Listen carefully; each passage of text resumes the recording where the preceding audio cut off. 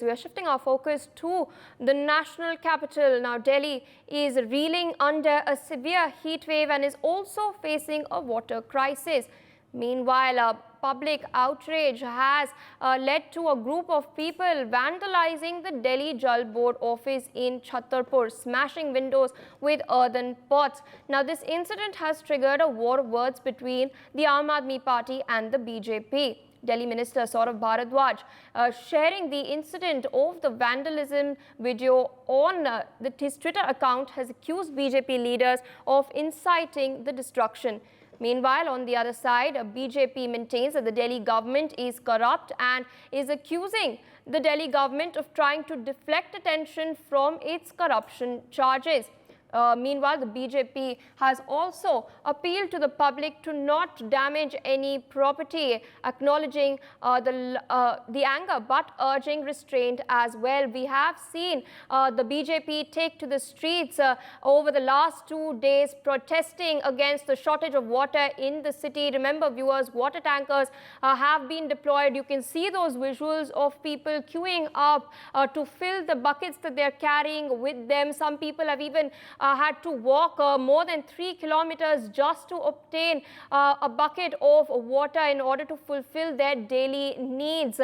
Meanwhile, let's in fact listen in to what Ramesh Biduri, BJP leader, has to say.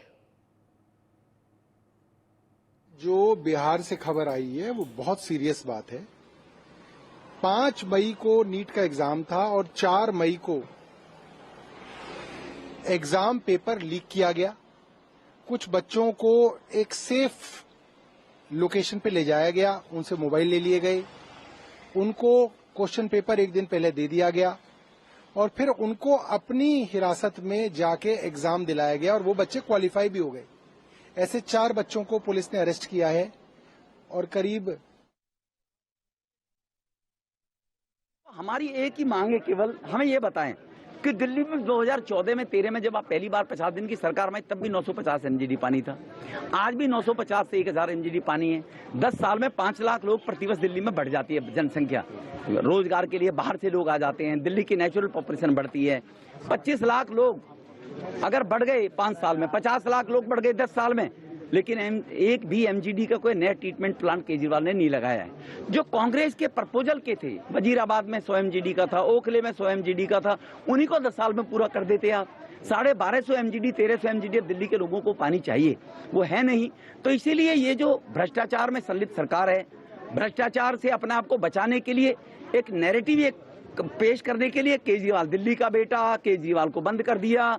वो भ्रष्टाचार में लगे हुए थे, पहले शराब घोटाले में, फिर शीश महल का घोटाला, अपना बंगला उनका जो बनाए 60-70 हजार करोड़ में, उनमें लगे हुए बचाने में। जल बोर्ड में पिछले 10 साल में ऑडिट ही नहीं हुआ है। 70 हजार करोड़ के घाटे पे जल बोर्ड है। इसके लिए भी आती सी बता देना कि सीएजी बार-बार चिट्ठी लिख चुकी है कि आप ऑडिट कराइए। क्यों नहीं ऑडिट कराते जी भैया आप? इसीलिए टैंकरों की संख्या बढ़कर आज 300 हो गई है। घोटाले में टैंकर जाते हैं गलियों में, 500-500 हजार में गरीब लोगों से पैसा लेकर टैंकर बेचते हैं। ट्यूबवेल जो लगती है संगम विहार में जाकर देखिए, विधायक जहां ट्यूबवेल लगेगी वहां की गलियों के लोगों से 10-20 हजार रुपए, 10-15 लाख रुपए इकट्ठा करते हैं, तब वो ट्यूबवेल लगती है। जो लोग 10 हजार रुपए देते हैं, ट्यूबवेल उनके काबू में आ जाती है।